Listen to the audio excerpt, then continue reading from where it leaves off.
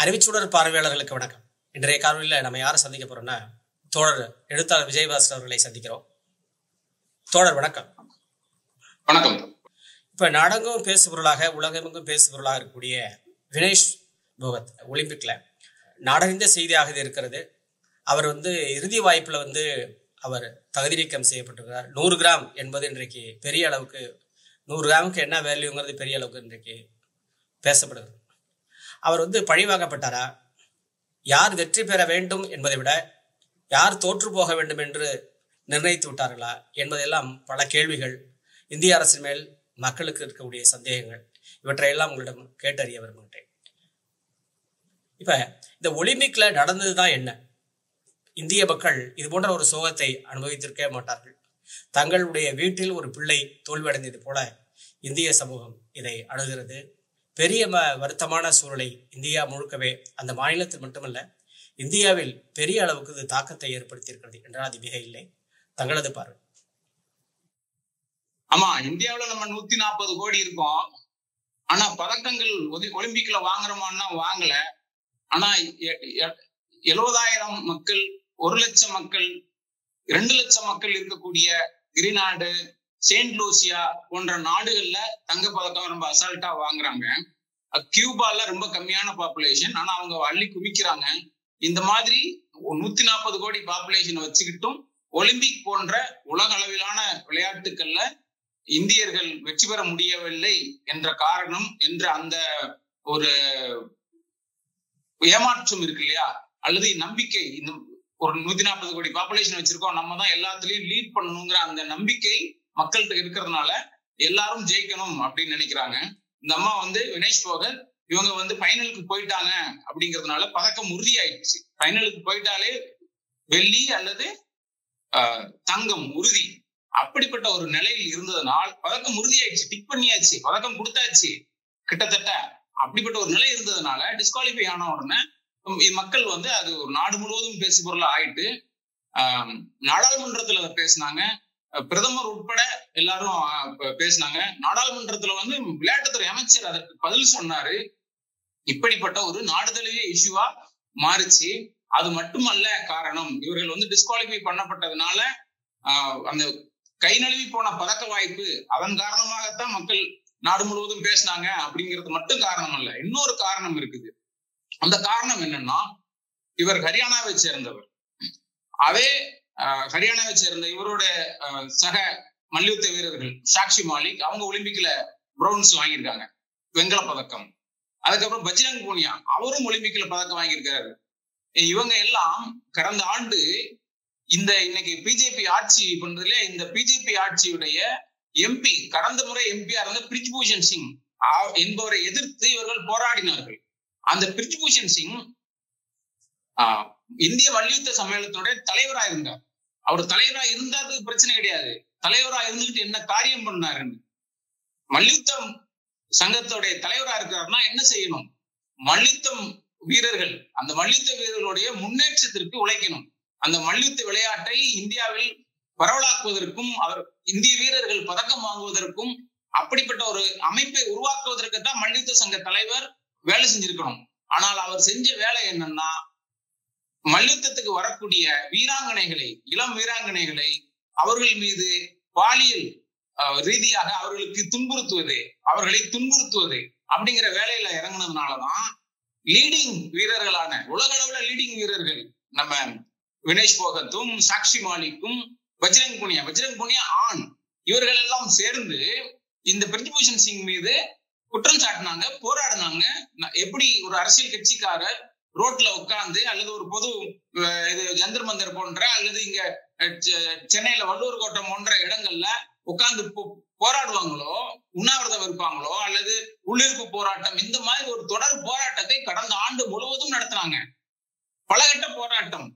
பிரிஜ்பூஷன் சிங்கை அந்த பதவியில் இருந்து நீக்கணும், அவர்கள் மீது, பிரிஜ்பூஷன் சிங் மீது குற்றம் தாக்கல் பண்ணணும், எஃப்ஐஆர் போடணும், இப்படி எல்லாம் சொல்லி பிஜேபி அரசு அசையவே இல்லை. மோடி வாய் திறக்கவே இல்லை.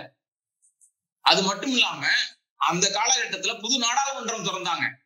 புது நாடாளுமன்றம் திறந்த போது நிறைய பேரை அழைக்கல அந்த புது நாடாளுமன்ற திறப்பு விழாவுக்கு.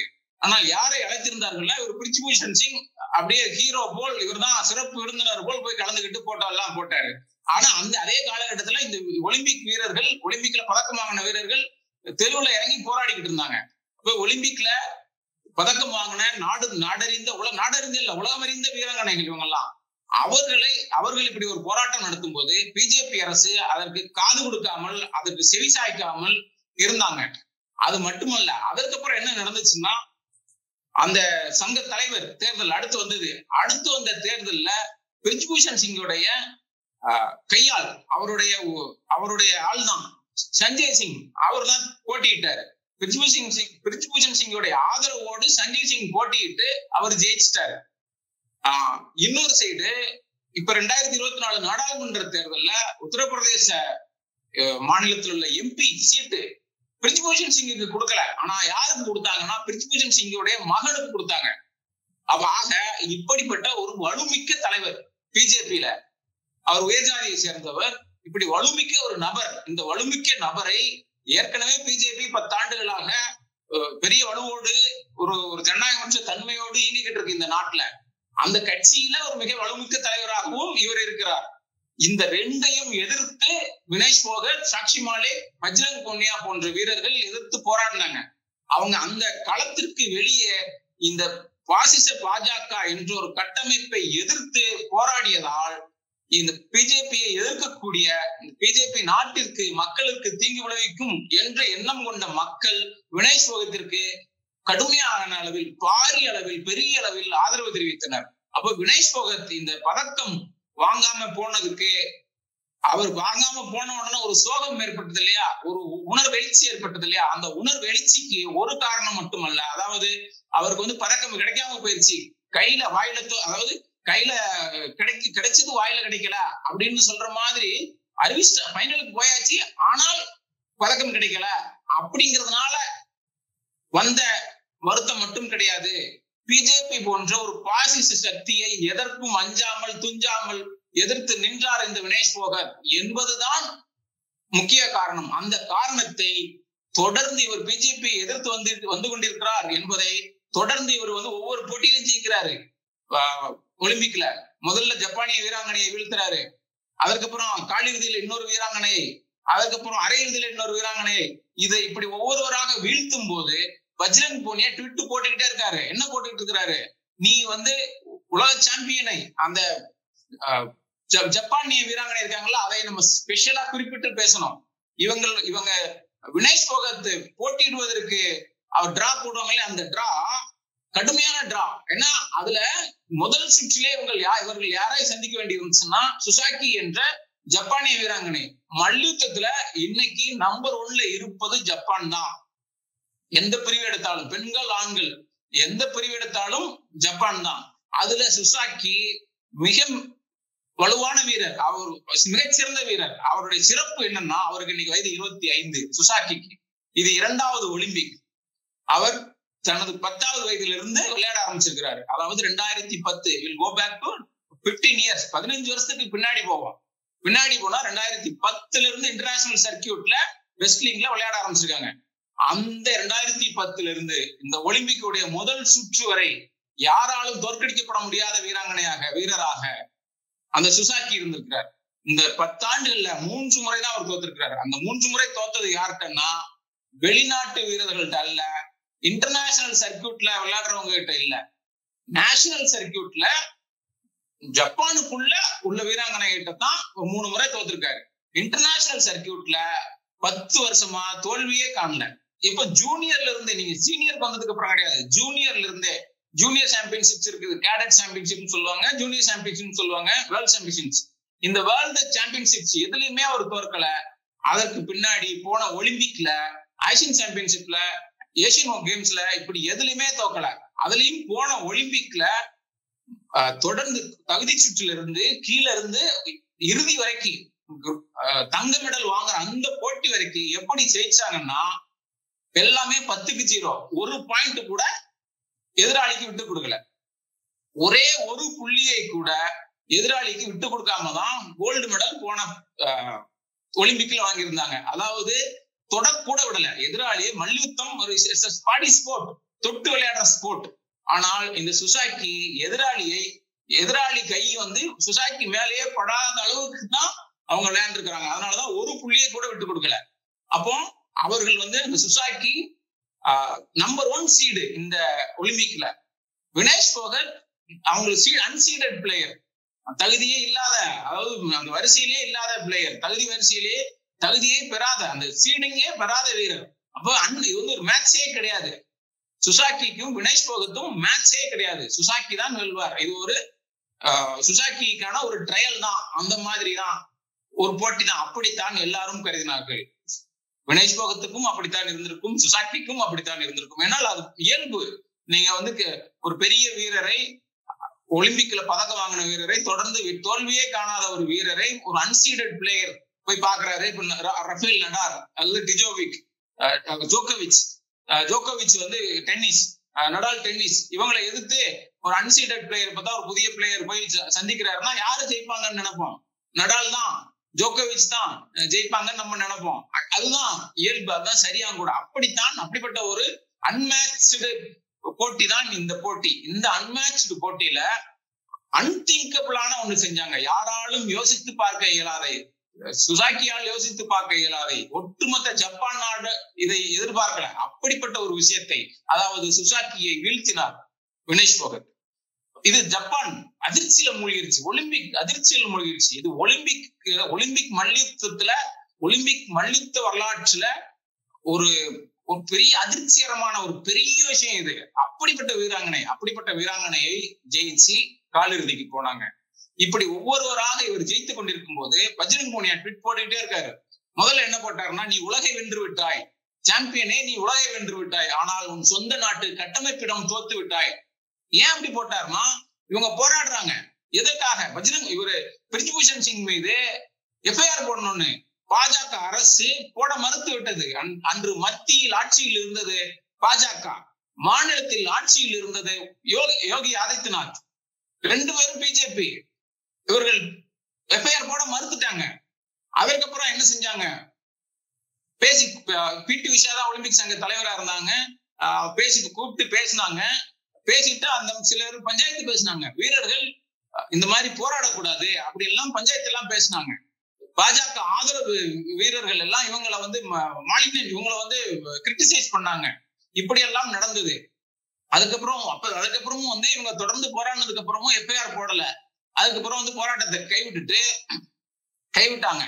பின்னாடி அதுக்கப்புறம் என்ன நடந்தது? இவங்க வந்து பதக்கங்களை கங்கை ஆற்றில வீச போறான்னு போராட்டம் அறிவிச்சாங்க. அப்ப விவசாய சங்க தலைவர்கள், திகாயத் போன்ற ஹரியானா விவசாய சங்க தலைவர்கள் வந்து, நீ போடாதீங்க, நாங்க உங்களுக்கு துணையா இருக்கிறோம், உங்களோட சேர்ந்து நாங்க போராடுறோம் என அவர்கள் ஆதரவு குரல் தெரிவித்தனர். இப்படித்தான் தொடர்ந்து மற்றவர்கள் ஆதரவு குரல் தெரிவித்தனர். ஆனால் யாருமே வந்து எஃப்ஐஆர் போடவே இல்லை. கடைசியில போட்டாங்க. ஆனால் அது விசாரணை பெரிய அளவில் நடக்கல. போக்சோ குற்றத்தின் கீழும், போக்சோ ஆக்டின் கீழும் வழக்கு போடப்பட்டிருந்தது. ஆனால் பிரிஜ்பூஷன் சிங்கை கைது பண்ணவே இல்லை. போக்சோ ஆக்ட்னா கைது பண்ணணும், முதல்ல பிரிலிமினரி அரெஸ்ட், அந்த அரெஸ்ட் கூட நடக்கல. இப்படி தொடர்ந்து பிஜேபிக்கு எதிராக பிஜேபிங்கிற அந்த கட்டமைப்பு இருக்கு இல்லையா, மல்யுத்த சங்க கட்டமைப்பை பிஜேபி தான் வச்சிருக்குது. அந்த கட்டமைப்புக்கு எதிராக இவங்க தொடர்ந்து போராடிக்கிட்டு இருந்ததுனாலதான் பஜ்ரங் பூனியா என்ன போட்டார்னா, நீ சொந்த நாட்டு கட்டமைப்பிடம் தோற்று விட்டாய், ஆனால் உலகை வென்று விட்டாய் அப்படின்னு ஒரு ட்வீட் போட்டார். அதற்கு அப்புறம் செமிஃபைனல்ல இவங்க ஜெயிச்சிட்டாங்க, ஃபைனலுக்கு போயிட்டாங்க. அப்போ ஒரு ட்வீட் போட்டார் பஜ்ரங் பூனியா. என்ன போட்டார்னா, நீ நேற்று போராடும் போது, தொடர்ந்து போன்ற வருடம் முழுவதும் போராடும் போது மோடி ஒரு வார்த்தை கூட பேசவில்லை. ஒரு போன் பண்ணி, மகளே நீ இந்தியாவின் மகள், இந்தியாவிற்காக உலக அரங்கில் பதக்கங்கள் பெற்றுக் கொடுத்த மகள்கள். அது இவர் மட்டுமல்ல, வினேஷ் போகத் மட்டுமல்ல, சாக்ஷி மாலிக் இருக்கப்பல இவங்க பஜ்ரங் பூனியா இருக்காங்களே, இவங்க எல்லாம் ஒலிம்பிக்லயே வாங்கியிருக்காங்க பதக்கம், ஆசியன் கேம்ஸ்ல வாங்கியிருக்காங்க, எல்லாத்துலயும் வாங்கியிருக்காங்க. வினேஷ் போகத் மட்டும்தான் ஒலிம்பிக்ல வாங்கல, மற்றவங்க எல்லாம் ஒலிம்பிக்லயே வாங்கியிருக்காங்க. அப்போ இவர்களை அழைத்து, மகன்களை நீங்கெல்லாம் இந்தியாவின் தங்க மகள்கள், நீங்க போராடக்கூடாது, உரிய நடவடிக்கைகளை நாங்கள் எடுப்போம் என்று ஒரு வார்த்தை கூட மோடி பேசல. அதைத்தான் பஜ்ரங் பூனியா சுட்டி காட்டி ட்வீட் போட்டாரு. நேற்று நாம் போராடும் போது, நீ போராடும் போது நீ என்ன என்று கூட கேட்காத மோடி, நீ இன்று ஜெயிச்சிட்ட, தங்க பதக்கமோ அல்லது வெள்ளியோ வாங்க போற உறுதியாயிருச்சு. நாளைக்கு உனக்கு போன் பண்ணி, இந்தியாவின் மகளே அப்படின்னு பேசுவாரு. எந்த மூஞ்ச வச்சுக்கிட்டு அவர் பேசுவாரு அப்படின்னு பார்ப்பதற்கு நான் ரெடியா இருக்கேன், நான் காத்துக்கிட்டு இருக்கேன், எந்த மூஞ்சி மோடிக்கு இருக்கும் அப்படின்னு ட்வீட் போட்டாரு. இது அப்படி அவர் வந்து அந்த அந்த எப்படி டிராவல் ஆகிட்டு போதோ அவருடைய பயணம், வினேஷ் போகத்துடைய பயணம் ஒலிம்பிக்ல அதற்கு ஏற்ற மாதிரி இவர் வந்து ட்வீட் போட்டுக்கிட்டே போறாரு. அப்போ ஒரு பெரிய எதிர்பார்ப்பு வருது. இந்த சூழல்ல தான் டிஸ்குவாலிஃபை பண்ணப்பட்டாங்க. அந்த டிஸ்குவாலிஃபை பண்ணப்பட்டதுல அதாவது 100 கிராம் அதிகமா இருக்கு அப்படின்னு டிஸ்குவாலிஃபை பண்ணப்பட்டதுல பெரும்பான்மையான மக்கள் சமூக வலைத்தளங்கள்ல பலர் பிஜேபிக்கு ஒரு ரோல் இருக்கு அப்படின்னு தான் கிரிட்டிசைஸ் பண்ணாங்க. அதுல வந்து அவர் உணர்வில் நியாயம் இருந்தது, மக்களுடைய உணர்வில் நியாயம் இருந்தது. ஏன்னா பிஜேபி எதிர்த்து தொடர்ந்து போராடி கொண்டிருந்த ஒருவர் இப்படி டிஸ்குவாலிஃபை பண்ணப்பட்டோம்னா அதுக்கு பிஜேபியோட ரோல் இருக்கும் அப்படின்னு அவங்க நம்பினாங்க. அந்த உணர்வில் நியாயம் இருந்தது. ஆனால் அந்த டிஸ்குவாலிஃபை பண்ணப்பட்டது வந்து இதற்காக இல்ல, பிஜேபியோட ரோல் இருக்கு, ஏன்னா அவங்க பிஜேபி எதிர்த்து போராடி இருக்காங்கிற எந்த எண்ணம் மக்களுக்கு இருந்தது. அந்த எண்ணம் ஒரு காரணமாக இருந்தது. அந்த விதிகள் என்ன சொல்லுது? அந்த விதிகள் என்ன?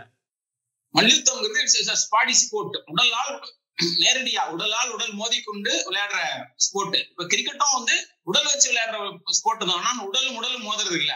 அங்க வேறு எக்யூப்மெண்ட்ஸ் எல்லாம் இருக்கு, கிரவுண்ட் இருக்குது, வேற காரணங்கள்லாம் இருக்கு. மற்ற ஃபுட்பாலோ ஹாக்கியோ அது மாதிரிதான். ஆனா மல்யுத்தம், குத்துச்சண்டை போன்ற பாடி ஸ்போர்ட் இருக்கு இல்லையா, இதுல எல்லாம் உங்களுடைய பாடி சைஸ் என்ன, வெயிட், பாடி சைஸ் மீன் வெயிட் என்ன, உங்களுடைய பாடி வெயிட் என்ன அப்படிங்கிறது மிக முக்கியமான ரோல். ஏன்னா உங்க பாடி வெயிட்டை பொறுத்துதான் உங்களுடைய வேகம், உங்களுடைய திறன், எதிராளியை வீழ்த்தும் திறன், உங்களுடைய மூவ்மெண்ட், லெக் மூவ்மெண்ட்டோ ஹேண்ட் மூவ்மெண்ட்டோ எல்லாமே வந்து உங்களுடைய பாடி வெயிட்டை பொறுத்து இருக்கும். அதனாலதான் குத்துச்சண்டை, மல்யுத்தம் போன்ற பாடி ஸ்போர்ட்ல வெயிட்டிற்கு ஏற்றவாறு பிரிவுகளை அமைக்கிறாங்க. மற்ற போட்டிகள்ல கூட வந்து வயதுக்கு ஏற்ற மாதிரி அமைப்பாங்க, கிரிக்கெட்ல அதுல எல்லாம். ஆனா இங்க அப்படி இல்ல, வெயிட்டுக்கு ஏற்ற மாதிரி 53 கிலோ, 50 கிலோ, 57 கிலோ, 60 கிலோன்னு வெயிட்டுக்கு ஏற்ற மாதிரி, பாடி வெயிட்டுக்கு ஏற்ற மாதிரி பிரிவுகளை வைப்பாங்க. நீங்க 18 வயசுக்காரர் வந்து 57 கிலோவா இருந்தால் 35 வயசுக்காரரும் 57 கிலோவா இருக்காங்கன்னா 2 பேரும் ஈக்குவலா தான் போட்டி போடுவாங்க. இது கிரிக்கெட்ல கூட அப்படி இருக்காது, மாத்தி இருக்கும். அப்போ ஏன்னா வெயிட்டுக்கு ஏற்பதான் உங்களுடைய பாடி மூவ்மெண்ட் இருக்கும், பாடி ஸ்பீட் இருக்கும், பாடியோட ஸ்ட்ரென்த் இருக்குங்கிறதுனால. அதனால இந்த பிரிவு, எந்த பிரிவுக்குள் நீங்க வந்து ஃபிட் ஆறீங்க, 53 கிலோவா 50 கிலோவா, 50 கிலோவிலையும் ஒலிம்பிக்ல வந்து 50 கிலோவுக்கு உட்பட்டவர்கள் அப்படின்னு ஒரு பிரிவு இருக்கு, 53 கிலோ அப்படிங்கிற பிரிவு இருக்கு. அப்ப நீங்க எந்த பிரிவு கீழ் நீங்க ஃபிட் ஆகுறீங்க அஸ் அ பிளேயரா அப்படிங்கிறது வெரி இம்பார்ட்டன்ட். வினேஷ் போகத் அவங்க நேச்சுரலா அரௌண்ட் 55, 56 அந்த 57ங்கிற வெயிட் இருக்கக்கூடியவங்க. அவங்க யூஸ்வலி 50 முதல்ல அவங்க யங்ஸ்டரா இருக்கும்போது, 18 வயசு யங்ஸ்டரா இருக்கும்போது அவங்க 48 கிலோ பிரிவிலே போட்டி போட்டிருக்காங்க. அதுக்கப்புறம் அவங்க வயசாக எடை கூடுனதுனால 50 கூடுனாங்க. அதுக்கப்புறம் 53 கிலோ, இதெல்லாம் ஒலிம்பிக்ல இருக்கக்கூடிய எடை பிரிவுகள் போனாங்க. இந்த வருடம் இவங்க 53 கிலோ போன ஒலிம்பிக்லயும் 53 கிலோ பிரிவுல தான் போட்டிட்டாங்க. அப்ப இந்த ஒலிம்பிக்லயும் 53 கிலோ பிரிவுல தான் போட்டிடணும்னு விரும்பினாங்க. ஆனா அங்க என்ன நடந்துருச்சுன்னா, இன்னொரு வீராங்கனை, ஹரியானாவை சேர்ந்த இன்னொரு வீராங்கனை, அண்டிம் பங்கல் என்ற இன்னொரு வீராங்கனை, அவங்க யங்ஸ்டர், ஒரு 20 வயசு யங்ஸ்டர், இப்ப புதுசா வந்து மல்யுத்த சர்க்கியூட்டுக்குள்ள வந்திருக்காங்க. அவங்க வந்து வேற இந்த ஒலிம்பிக்ல நுழைவதற்கான சில தகுதி சுற்று நடத்துவாங்க. அது வந்து வேர்ல்ட் சாம்பியன்ஷிப்பா இருக்கலாம், ஏசியன் சாம்பியன்ஷிப்பா இருக்கலாம். அது போன்ற சாம்பியன்ஷிப்ல வந்து அவங்க ஜெயிச்சு 53 கிலோ பிரிவுல அவங்க எலிஜிபிள் ஆயிட்டாங்க. ஒண்ணு. அதே காலகட்டத்துல வினேஷ் போகத் பிஜேபி எதிர்த்து, மல்யுத்த சங்க கட்டமைப்பை எதிர்த்து போராடிக்கிட்டு இருக்காங்க. அதனால வினேஷ் போகத்துக்கு ஒரு சந்தேகம் இருந்தது, நம்மளே இந்த ஒலிம்பிக்ல விளையாட விடுவாங்களா அப்படின்னு. ஏன்னா நீங்க வந்து ஏசியன் சாம்பியன்ஷிப், வேர்ல்ட் சாம்பியன்ஷிப் போன்ற சாம்பியன்ஷிப்ல வெற்றி பெற்று ஒலிம்பிக்கு நீங்கள் தகுதி பெற்றாலும் யாரை அனுப்ப வேண்டும் என்ற முடிவை என்ஓசி தான் எடுக்கும். அதாவது எந்த நேஷனல், எந்த நாடோ அந்த நாட்டுடைய ஒலிம்பிக் கமிட்டி தான் அந்த முடிவை எடுக்கும்.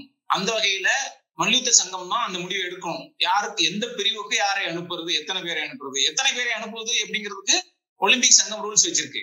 ஆனா யாரை அனுப்புவது என்பதற்கு வந்து இவங்கதான் அந்தந்த நாட்டுடைய மல்யுத்த சங்கங்கள் அல்லது ஒலிம்பிக் சங்கங்கள் தான். அப்போ இந்த நாட்டுடைய மல்யுத்த சங்கத்தை நம்ம எதிர்த்து போராடி இருக்கோம், அதனால நம்மளை அனுப்புவாங்களா அப்படிங்கிற ஒரு சந்தேகம் வினேஷ் போகத்துக்கு இருந்ததுனால அவங்க தகுதி சுற்றுல இந்தியாவில ஒரு ட்ரையல் நடந்தது. அந்த தகுதி சுற்றுல 50 கிலோ பிரிவு, 53 கிலோ பிரிவு ரெண்டுலயும் அவங்க போட்டியிட்டாங்க.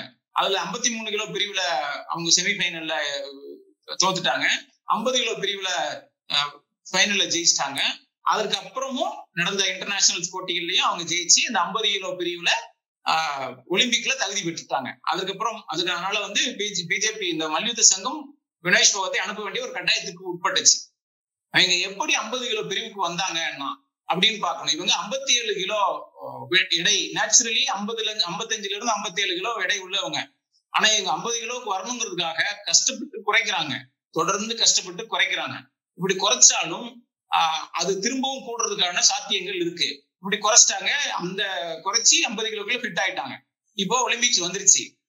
ஒலிம்பிக் வந்துட்டா ஒலிம்பிக் அன்னைக்கு போட்டி நடக்கிற அன்னைக்கு சில ரூல்ஸ் இருக்குது. 2 நாள் போட்டி நடக்கும். நீங்க 50 கிலோ பிரிவுல போட்டிட்டாங்கன்னா 50 கிலோ பிரிவுல பதக்கம் ரெடி ஆகிற வரைக்கும் 2 நாள் போட்டி நடக்கும். முதல் நாள் குவாலிஃபைங் ரவுண்ட்ஸ்ல இருந்து காலிறுதிக்கு முந்தைய சுற்று, காலிறுதி, அரையிறுதினு 3 சுற்று நடக்கும். மறுநாள் இறுதி போட்டி நடக்கும். வெண்கல பதக்கத்துக்கான போட்டிகளும் நடக்கும். அப்ப இந்த 2 நாளும் காலையில வெயிட் செக் பண்ணுவாங்க. இது பாடி ஸ்போர்ட்ங்கிறதுனால நீங்க வந்து ஒரு குறிப்பிட்ட வெயிட் பிரிவு கீழே தான் இருக்கிறீங்கிறதுனால அந்த 2 நாள் காலையிலையும் உங்க வெயிட், பிளேயரோட வெயிட் என்னன்னு செக் பண்ணுவாங்க. அந்த வெயிட்ல இவங்க சொன்ன 50 கிலோ இருக்கணும். 50 கிலோவுக்கு எக்ஸ்ட்ரா 1/2 கிராம், 1 கிராம், 10 கிராம் இருந்தா கூட டிஸ்குவாலிஃபை ஆயிடுவாங்க. அப்படிப்பட்ட சூழல்ல தான் முதல் நாள் இவங்க வந்து வெயிட் கண்ட்ரோல் எல்லாம் பண்ணி அதை வெயிட் கட் அப்படின்னு சொல்லுவாங்க. அதாவது கார்போஹைட்ரேட்டை, வாட்டர் இன்டேக்க இதெல்லாம் குறைச்சி சொட்டை வெளியேற்றி அதற்கான 1 கிலோ எக்ஸ்ட்ரா இருந்தா கூட அதை குறைக்க முடியும். நீங்க வந்து வாட்டர் இன்டேக்கை வந்து கட் பண்ணணும். நீங்க 52 கிலோ இருக்கீங்க, நீங்க கட் பண்ண முடியும். வாட்டர் இன்டேக்கை கம்மி பண்றீங்க, நீங்க வந்து எக்ஸசைஸ் பண்றீங்க, ஸ்கிப்பிங் பண்றீங்க, ஸ்டீம் பாத் போறீங்கன்னா வேர்வையா உங்களுடைய வாட்டர் இன்டேக் எல்லாம் போயிடும். அப்ப அந்த இதெல்லாம் வந்து செய்வாங்க. இதெல்லாம் செஞ்சு முதல் நாள் அவங்க ஃபிட் ஆயிட்டாங்க. 50 கிலோவுக்கு உள்ள வந்துட்டாங்க. 49.9 கிலோன்னு உள்ள வந்துட்டாங்க. அதுக்கப்புறம் அந்த வெயிட் காலையில செக் பண்ணுவாங்க. காலையில செக் பண்ணி முடிஞ்சிட்டு சாயங்காலத்துல இருந்து போட்டிகள். சாயங்காலத்துல இருந்து நடந்த போட்டிகள்ல இவங்க ஒவ்வொரு போட்டியின் போதும் என்னென்ன அவங்க ஏற்கனவே வாட்டர் இன்டேக் எல்லாம் இழந்துட்டாங்க இல்லையா, அதெல்லாம் கட் பண்ணிருக்காங்க இல்லையா முதல் நாள். அப்ப அதெல்லாம் திரும்பி தண்ணி குடிப்பாங்க, சாப்பிடுவாங்க. இதெல்லாம் அவங்க அப்பதான் அடுத்து 3 போட்டி நடக்குது முதல் நாள். இந்த 3 போட்டி நடக்கும் போதும் இவங்க வந்து இவங்களுக்கு தேவையான நியூட்ரியன்ஸ், சத்துக்களை, சாப்பாடை இவங்க எடுத்துக்கிட்டாங்க. 3 போட்டியிலும் ஜெயிக்கிறாங்க. இந்த ப்ராசஸ் இருக்கு இல்லையா, இந்த ப்ராசஸ்னால இவங்க காலையில 49.9 இருந்தாங்க இல்லையா, அது சாயங்காலம் 52.7 அந்த ரேஞ்சுக்கு போயிட்டு சாப்பிட்டுக்கிட்டே இருக்கிறாங்க, விளையாண்டுக்கிட்டே இருக்கிறாங்க. அதற்கப்புறம் செமிஃபைனல் முடிஞ்சதுக்கு அப்புறம் நைட்டு ஃபுல்லா எக்ஸசைஸ் பண்ணி, ஒர்க் அவுட் பண்ணி, வாட்டர் இன்டேக்கை கட் பண்ணி, சொட் அவுட் பண்ணி, ஸ்கிப்பிங் பண்ணி, ஸ்ட்ரீம் பாத் எடுத்து குறைக்கிறதுக்கு முயற்சி செஞ்சுக்கிட்டே இருக்காங்க.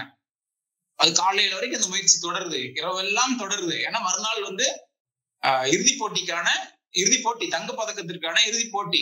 அப்போ தொடர்ந்து ஒர்க் அவுட் பண்றாங்க. மறுநாள் வந்து சாயங்காலம் தான். அதனால காலையில 7 மணிக்குள்ள 7:30க்கு இந்த வெயிட் செக் பண்ற இந்த ப்ராசஸ் இருக்கு.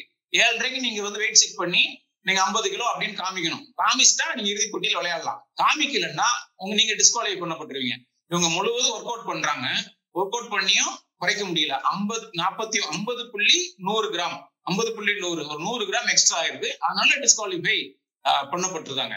இதுதான் இந்த ஸ்ட்ரிக்டான ரூல்ஸ். வந்து இதுதான் ரூல்ஸ். இந்த ரூல்ஸை மாற்றணுங்கிற கோரிக்கை இவங்களுக்கு இப்படி ஒரு குரூவலா இவ்வளவு. நீங்க முதல் நாள் 3 சண்டை போட்டிருக்கீங்கன்னா நீங்க சண்டை போடுறதுக்கு, போட்டியில கலந்து கொள்றதுக்கு உங்களுக்கு வந்து வலு வேணும். அப்ப வலு வேணும்னா நீங்க சாப்பிடுவீங்க. அப்போ அதை திரும்பவும் நீங்க மறுநாள் நைட்டும் ஜெயிச்சதுக்கு அப்புறமும் தண்டனையா? ஜெயிச்சிட்டீங்கன்னா மறுநாள் நீங்க சண்டை போடுறதுக்கு அலோவ் பண்ணணும் இல்லையா?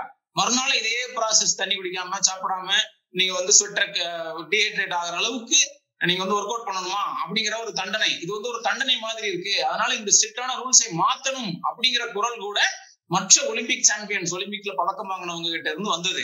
இப்படிப்பட்ட ஒரு ஸ்ட்ரிக்டான ரூல்ஸை வந்து ஒலிம்பிக் போட்டிக்குன்னு வச்சிருக்கு. நீங்க மற்ற வேர்ல்டு சாம்பியன்ஷிப்ஸுக்கோ மற்ற உலக அளவிலான போட்டிக்கோ இப்படிப்பட்ட ஸ்ட்ரிக்டான ரூல்ஸ் இல்ல. கொஞ்சம் 2 கிலோ ஒரு டாலரன்ஸ் லெவல் இருக்கு. நீங்க 52 கிலோ இருந்தாலும் அவங்க ஏத்துக்கிட்டு இருப்பாங்க. ஒலிம்பிக்ல அப்படி இல்ல. இப்படிப்பட்ட ரொம்ப ஸ்ட்ரிக்டான ரூல்ஸ் காரணமாக இவங்க வீழ்த்தப்பட்டாங்க, இப்படி டிஸ்குவாலிஃபை பண்ணப்பட்டாங்க. இப்படி டிஸ்குவாலிஃபை பண்ண உடனேயும் பிஜேபியை சேர்ந்தவர்கள், வலதுசாரியை சேர்ந்தவர்கள் கொண்டாட ஆரம்பிச்சிட்டாங்க. ஏன்னா அவர் பஜ்ரங் புனியா மற்றவர்களும் நாட்டு மக்களும் எப்படி இந்த மோடி வினேஷ் போகத்தை எதிர்கொள்வார் என்ற ஒரு எதிர்பார்ப்பை அவங்க வெளிப்படுத்திக்கிட்டே வந்தாங்க. இப்போ டிஸ்குவாலிஃபை ஆன உடனே மோடி சந்திக்க வேண்டியது இல்லை, தங்க மகள்னு கூப்பிட வேண்டியது இல்லை, இந்தியாவின் மகள்னு சொல்ல வேண்டியது இல்லை, நேருக்கு நேர் பார்க்க வேண்டியது இல்லை. வினேஷ் போகத் சொல்லியிருந்தாங்க கொஞ்ச நாளைக்கு முன்னாடி, நான் எதற்காக போட்டியிடுறேன்னா இந்த கட்டமைப்பை எதிர்த்து போராடினேன், அதற்காகத்தான் போராடுறேன், போட்டியிடுறேன். நான் ஜெயிச்சதுக்கு அப்புறம் பிரிஜ்பூஷன் சிங் நேரம் மூஞ்சிக்கு மூஞ்சி நேருக்கு நேர் போய் சந்திப்பேன், அவர் மூஞ்சியை பார்த்து அவர் முகத்தை பார்த்து இந்த பாரு நான் ஜெயிச்சிருக்கேன் அப்படின்னு பதக்கத்தை காமிப்பேன்னு அவங்க சொல்லியிருந்தாங்க. அப்ப பிஜேபி காரர்களுக்கு இது ஒரு பெருத்த அவமானமா இருந்திருக்கும். அந்த அவமானம் தவிர்க்கப்பட்டதுனால, அது விதிவசமா அவர் தவிர்க்கப்பட்டதுனால பிஜேபி காரர்களும் வலதுசாரி ஆதரவாளர்களும் கொண்டாட ஆரம்பிச்சிட்டாங்க. கொண்டாட ஆரம்பிச்சது மட்டும் இல்லாம வினேஷ் போகத் அவங்க பொய் சொல்றவங்க, அவங்க தன் உடல் எடையை மறைச்சி குறைஞ்ச இதுல போட்டிடுறாங்க. அவங்க அவங்களுக்காக அவங்க என்ன செஞ்சாங்கன்னா, நான் இந்த போட்டியில தான் போட்டியிடுவேன்னு சொல்லி மிரட்டினாங்க. ஒலிம்பிக் சங்கத்தை, இந்திய மல்யுத்த சங்கத்தை மிரட்டினாங்க. இந்த வினேஷ் போகத் 50 கிலோ பிரிவுல பங்கெடுத்துக்கிட்டதுனால மற்ற வீராங்கனை, டிசர்வ்டு வீராங்கனைகள் போட்டியிட முடியல. அவர்களை எல்லாம் இவங்க ஏறி மிதிச்சுட்டு, அதாவது முறையற்ற விதிமுறைகளுக்கு மாறான வகையில் வினேஷ் போகத் ஒரு மோசடியா 50 கிலோ பிரிவுல இடம் பிடிச்சிருக்கிறாங்க. இப்படி எல்லாம் அவதூறு பரப்புனாங்க. OPindia.com, சைனா நேவால், இப்படி பலர். சைனா நேவால ஒரு மோசமான ஒரு ட்வீட் போட்டாங்க பின்னாடி. கங்கனா ராவத் ரொம்ப மோசமா, அவர் என்ன சொல்லியிருந்தாங்கன்னா, பிரதமரை நீங்கள் வெறுத்தீர்கள், பிரதமர் மீது நீங்க ரொம்ப மோசமா பிரதமரை பத்தி பேசுனீங்க, ஆனால் பிரதமர் பெருந்தன்மையோடு நடந்து கொண்டார், உங்களை நாங்கள் விளையாடுறதுக்கு அனுமதிச்சிருக்கோம். யாரை அனுமதிப்பது?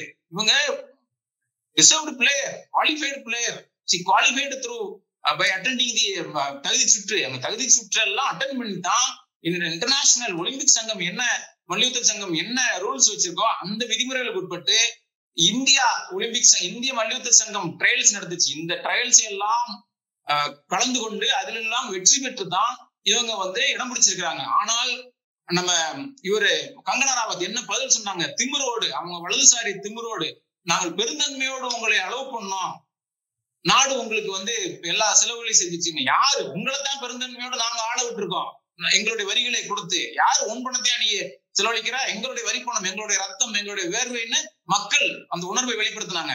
இப்படி திமிரோடு பிஜேபி காரர்கள் பேசினாங்க.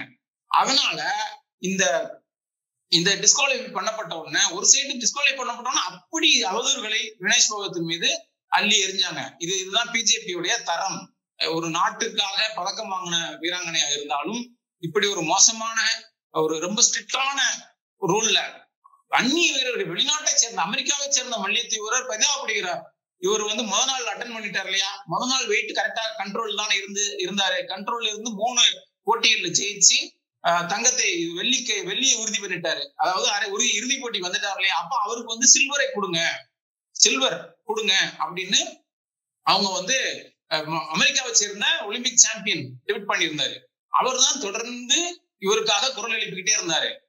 ரூல்ஸை மாத்தணும், இப்படி ஸ்ட்ரிக்டா இருக்கிற ரூல்ஸ் எல்லாம் மாத்தணும், 1 நாள் 2 நாள் வெயிட் செக் பண்றது இருக்கு இல்லையா, அது சம்பந்தமான ரூல்ஸ் எல்லாம் மாத்தணும் அப்படின்னு அவங்க தொடர்ந்து ட்வீட் பண்ணிட்டு இருந்தாங்க. ஆனால் இந்த உணர்வு இந்திய சங்கிகளுக்கு, இந்திய வலதுசாரி ஆதரவாளர்களுக்கு இல்லை.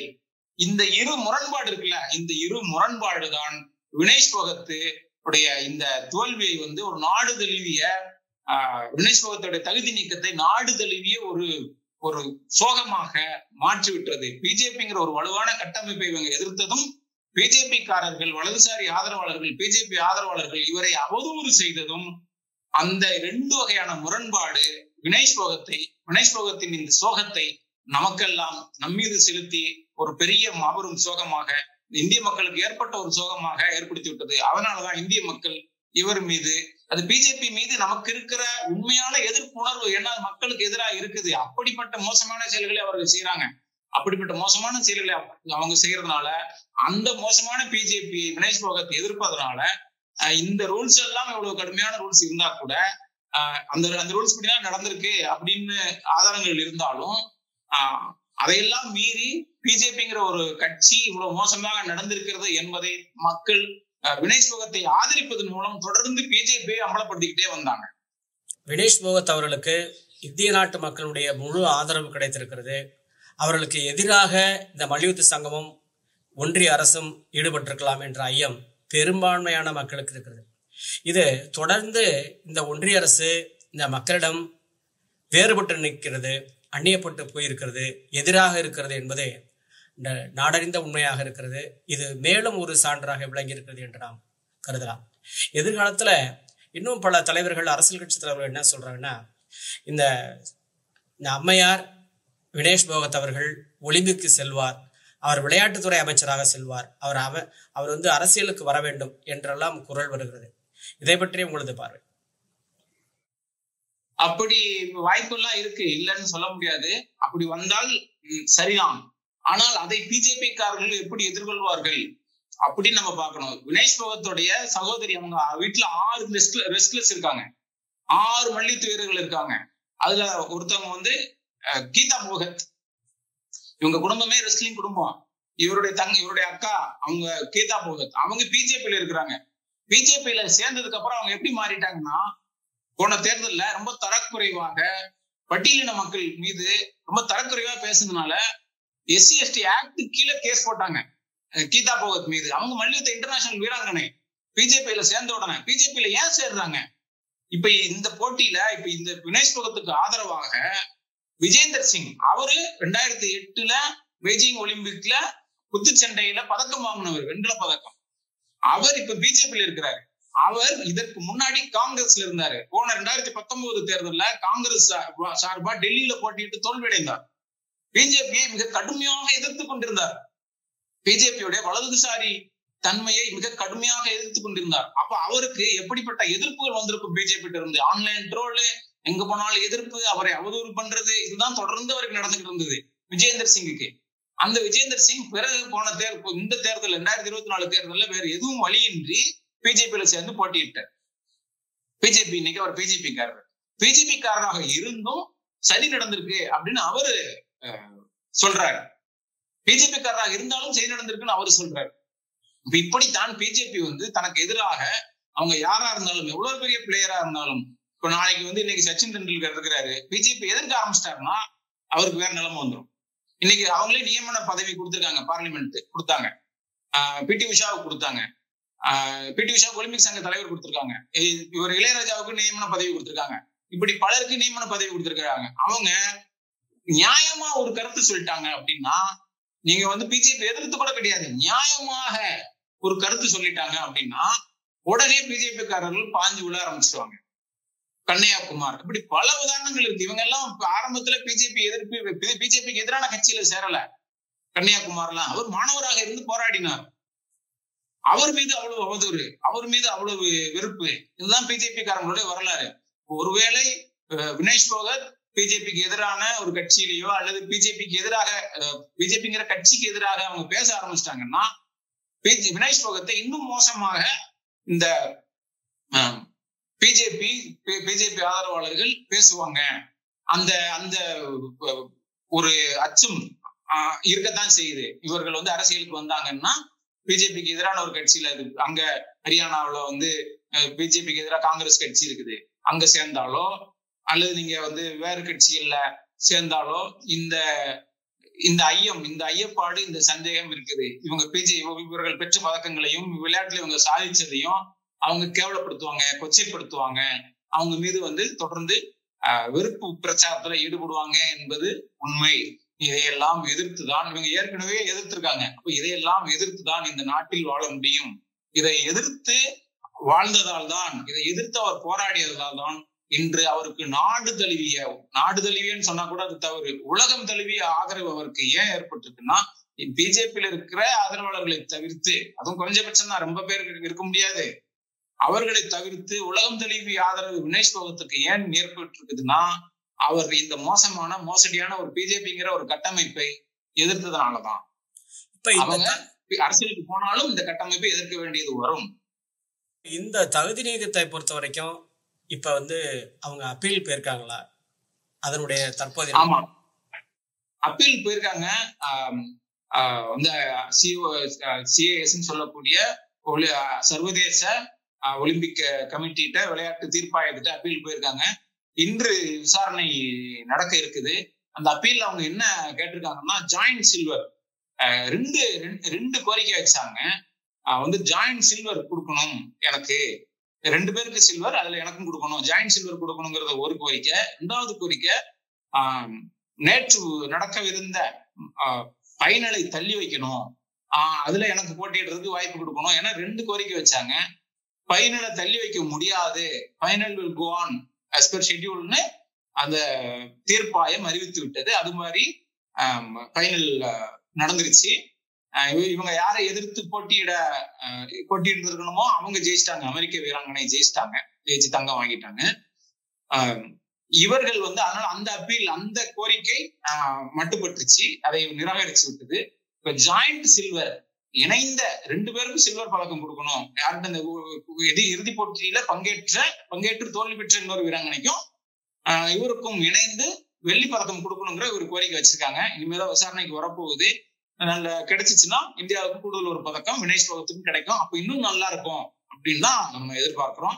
அதற்கான வாய்ப்புகள் குறைவு அப்படின்னாலும் வாய்ப்புகள் இருக்கு அப்படின்னு சொல்ல முடியும். ஏன்னா இந்த டிஸ்குவாலிஃபை பண்ணப்படுறது, வெயிட் அதிகமா இருந்து டிஸ்குவாலிஃபை பண்ணப்படுறது அப்படிங்கிறது ஒரு நடக்கக்கூடிய நிகழ்வு தான் இந்த மாதிரியான பாடி ஸ்போர்ட்ல. ஆனால் பதக்கம் பெறுவதற்கு பதக்கத்தை இறுதி செய்து பிறகு டிஸ்குவாலிஃபை பண்ணப்படுறது இருக்கு இல்லையா, தகுதி நீக்கம் செய்யப்படுறது இல்லையா, இது அரிது. போன ஒலிம்பிக்ல ஒரே நாள்ல நடந்துச்சு இந்த பதக்கம் வரைக்கும். அது கஷ்டமா இருக்குது, அது பிளேயர்ஸ்க்கு ரொம்ப கஷ்டம் அப்படிங்கிறதுனால 2வது நாள் வச்சாங்க. இந்த ரூல்ஸே ஆண்டுதோறும் மாறிக்கிட்டே வருது. ஏன்னா அப்படிப்பட்ட ஒரு கடுமையான உடல் உழைப்பை கோரக்கூடிய ஸ்போர்ட். இதுல எந்த விதமான மால் பிராக்டிஸ் நடந்துடக்கூடாது, இதுல ஒரு குறிப்பிட்ட பிளேயருக்கு அட்வான்டேஜ் இருக்கக்கூடாது அப்படிங்கறதை தவிர்ப்பதற்காக கடுமையான விதிமுறைகள் வச்சிருக்கிற ஸ்போர்ட் இது. ஏன்னா நீங்க ஒரு 3 கிலோ எடை கூடிருச்சு, நீங்க 54 கிலோ, ஒருத்தர் 50 கிலோ, 2 பேரும் போட்டியிடுறாங்கன்னா யூஸ்வலி 54 கிலோ உள்ளவர் அவருக்கு கூடுதலா ஸ்ட்ரென்த் வந்துடும், அவருக்கு அதனால கூடுதல் வலு வந்துடும், அதுவே அவருக்கு சாதகம் அமைஞ்சிடும். அப்படிப்பட்ட சாதகங்கள்லாம் பிளேயருக்கு இந்த எடை காரணமா இருந்துடக்கூடாது என்பதால் இந்த எடை விஷயத்துல ரொம்ப கடுமையான விதிமுறைகளை விதிச்சுக்கிட்டே வராங்க. அது மட்டும் இல்லாம எந்தெந்த விதிமுறைகள் சரியில்லையோ அதை விதிமுறைகளை தொடர்ந்து மாத்திக்கிட்டு வராங்க. இப்போ டோக்கியோவில் ஒரு நாள் நடந்த ஸ்போர்ட் இது. ஆரம்பத்துல இருந்து இறுதி போட்டி வரைக்கும் ஒரே நாள்ல முடிஞ்சிருக்கும். அதை மாத்தி 2 நாள் அறிவிச்சாங்க. அதனால இந்த விதிமுறைகளும் மாறிக்கிட்டே வருது.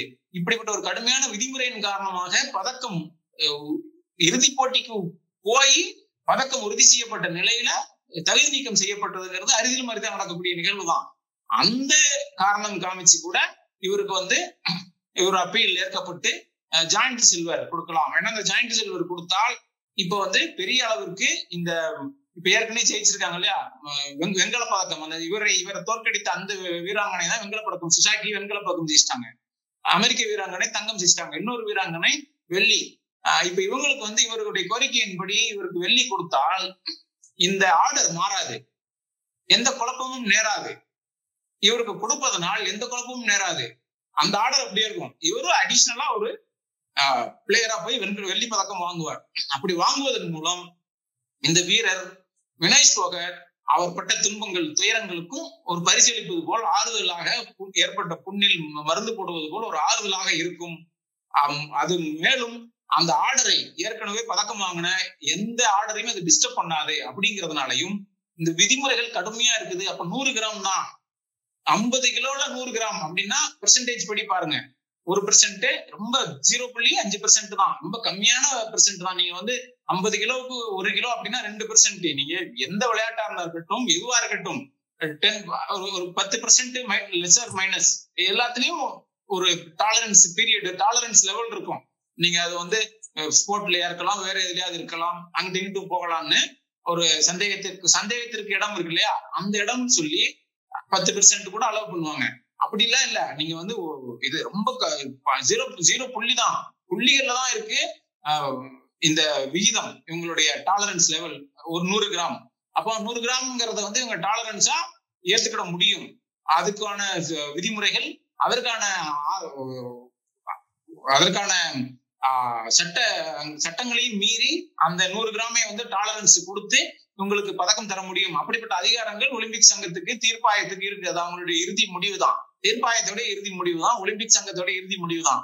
அது எது வேணாலும் அவங்க இறுதி முடிவு தான். ஆனால் இதெல்லாம் வந்து அரிதும் அரிதாக நடக்கக்கூடியது. இப்படிப்பட்ட ஒரு பிளேயர் இவ்வளவு ஒரு ஹார்ட்ஷிப் வந்து நாட்டில் இந்த வருஷம் போட்டியே கலந்துக்கிடவே முடியாத மாதிரியான சூழல்கள்லாம் இருந்தது. அந்த அளவுக்கு காலில் இன்ஜுரி, சர்ஜரி, எதிர்த்து போராட்டம். இவங்க போராட்டம் பண்ணும்போது ஒலிம்பிக் சங்கம், இன்டர்நேஷனல் சங்கங்கள் இவருக்கு ஆதரவாக குரல் கொடுத்தாங்க. இப்படி ஒரு ஸ்போர்ட்ஸ்மேனுக்கு, ஒரு ஸ்போர்ட்ஸ் பிளேயருக்கு இப்படி நடக்கக்கூடாது. அந்த நாடுகள், இந்தியாங்கிற நாடு ஒழுங்கா இதை மதிச்சு நடக்கணும்னு கண்டித்து அவங்க அறிக்கை கொடுத்தாங்க. ஏற்கனவே இப்ப இங்க என்ன நடக்கு, இந்தியாவுக்குள்ள என்ன நடந்திருக்கு இந்த வீராங்கனைக்கு என்பதை ஒலிம்பிக் சங்கங்கள், விளையாட்டு சங்கங்கள் அறிவாங்க. அவங்களுக்கு அது தெரியும்.